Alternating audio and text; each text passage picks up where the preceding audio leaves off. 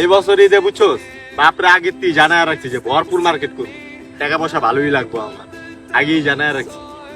ও ভাই এবার ঈদে আমিও ভরপুর মার্কেট করবো ভাই। তাহলে তো হয়েই গেছে, এক কাজ করি চল সবাই মিল্লা কালকে পরশুর ভিত্তি জায়গা মার্কেটে, যেহেতু সামনে ঈদ আইতেই আছে।